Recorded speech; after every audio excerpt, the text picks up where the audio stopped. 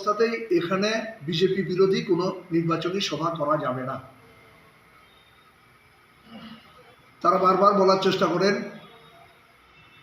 যে আমরা যেহেতু নির্দেশ পেয়েছি, এটা আমাদের পেশা, আমাদের কাজ করতে দিন। তারা বলল কোনো অবস্থাতেই হবে না, সমস্ত মাইক সেট, মাইক্রোফোন সমস্ত কিছু তারা ভেঙে চুরে চুরমার করে দেবেন। আমাদের কর্মী যারা উপস্থিত হয়েছিলেন তাদেরকে ভয় দেখানো হয় যে ইন্ডিয়া মঞ্চের নেতারা, ভারতের জাতীয় কংগ্রেস, সিপিআইএম বা অন্যান্য ইন্ডিয়া জোটের দলের নেতৃত্ব তাদেরকে বাঁচাতে পারবে না। আমরা সাথে সাথে বিষয়টা প্রশাসনের নিজেদের নজরে নিয়ে যাই, জেলা শাসকের কাছে, ধর্মনগর মহকুমা শাসকের কাছে, superintendent of police north Tripura ওনাকে জানাই, সাব ডিভিশনাল পুলিশ অফিসারকে আমরা জানাই। তারা আশ্বস্ত করেন আপনারা যান, সেখানে আমরা প্রয়োজনীয় পুলিশি ব্যবস্থা রাখব। যথারীতি আমরা সেখানে পৌঁছাই, কিন্তু এমন একটা ভয়ের পরিবেশ সৃষ্টি করা হয় বিভিন্ন জায়গা থেকে, বিভিন্ন বুথ এলাকা থেকে। আমাদের যারা অংশ নেওয়ার জন্য, সভাকে সফল করবার জন্য সেখানে যাচ্ছিলেন, তাদেরকে রাস্তা থেকে ভয় দেখিয়ে, হুমকি দিয়ে তাদেরকে ফেরত পাঠানো হয়। প্রধানমন্ত্রী বলছেন অবকি বার 400 পার। 400টাই যদি পার করেন তাহলে আমাদের সভা করতে দিচ্ছেন না কেন? বাধা দিচ্ছেন কেন? কেন বিরোধী দলের ব্যাংক অ্যাকাউন্ট সিল করে দেওয়া হচ্ছে? ভারতের জাতীয় কংগ্রেসের ব্যাংক অ্যাকাউন্ট সিল করে দিয়েছিল। আমাদের পার্টির কেরলের ত্রিচুর জেলার ব্যাংক অ্যাকাউন্ট সিল করে দিয়েছে, যে ত্রিচুরে বিজেপি দলের প্রার্থী রয়েছে। আমাদের পার্টির সমস্ত অ্যাকাউন্ট ইলেকশন কমিশনকে দেয়, ইনকাম ট্যাক্স ডিপার্টমেন্টকে দেয়, এবং আমাদের ওয়েবসাইটের সমস্ত তথ্য আমরা প্রকাশ করি।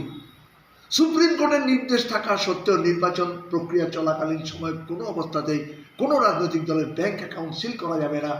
তখন দেখা গেল আমাদের পার্টির কেরলের ত্রিচুর জেলার আমাদের পার্টি কমিটির, জেলা কমিটির ব্যাংক অ্যাকাউন্ট সিল করে দিল।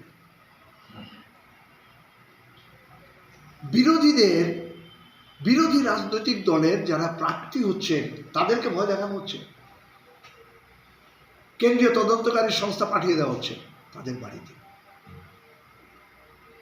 আমরা তো ইতিমধ্যে দেখেছি, গোটা ভারতবর্ষ দেখেছে, নির্বাচিত 2জন মুখ্যমন্ত্রীকে বিজেপির সাথে আপোষ করেননি। তাদের বিরুদ্ধে অভিযোগের কোনো তথ্য প্রমাণ নেই। দুইজন মুখ্যমন্ত্রী, নির্বাচিত মুখ্যমন্ত্রী, জননির্বাচিত মুখ্যমন্ত্রী, এবং নির্বাচনী মডেল কোড অফ কন্ডাক্ট চালু হওয়ার পর তাদেরকে গ্রেপ্তার করে এখনো তারা তিহার জেলে আছেন। করতে পারেন। যিনি মাইক দেওয়ার কথা ছিল, তিনি ভয়ে সন্ত্রস্ত হয়ে তিনি জীবন ভিক্ষা চান আমাদের কাছে। তারপরেও ইন্ডিয়া মঞ্চের নেতৃত্ব বসে আমরা সিদ্ধান্ত নিয়ে আমরা সভা করবো, যে কোনো মূল্যে সভা করব, মাইক ছাড়াই আমরা সভা করব। আমরা সেখানে যাই এবং ত্রিপুরা পিপলস পার্টির রাজ্য কমিটির সভাপতি অঞ্জন শুক্লবৈদ্যকে সভাপতি করে আমরা সভা শুরু করি। সেখানে সিপিআইএম ধর্মনগর মহকুমা কমিটির সম্পাদক অভিজিৎ দে, ভারতের জাতীয় কংগ্রেসের পক্ষ থেকে অ্যাডভোকেট ইন্দ্রজিৎ পাল, আমাদের সিপিআইএম নেতা শিবব্রত চক্রবর্তী এবং আমি নিজে সেখানে আলোচনা করি। আমাদের আলোচনার মূল বিষয় কি ছিল? নির্বাচন কমিশন বারবার প্রতিশ্রুতি দিচ্ছেন ভায়োলেন্স ফ্রি নির্বাচন হবে, সন্ত্রাসমুক্ত নির্বাচন হবে। একই সন্ত্রাসমুক্ত নির্বাচনের পরিবেশ বা পরিস্থিতি, শাসক দলের কোনো ভূমিকা থাকবে না।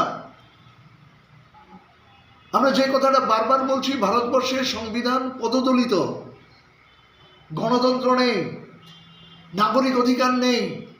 আমি আমার নির্বাচনী বক্তব্য জনগণের কাছে আমরা নিয়ে যেতে পারছি না, বাধা দেওয়া হচ্ছে। এত আতঙ্ক কেন শাসক দলে?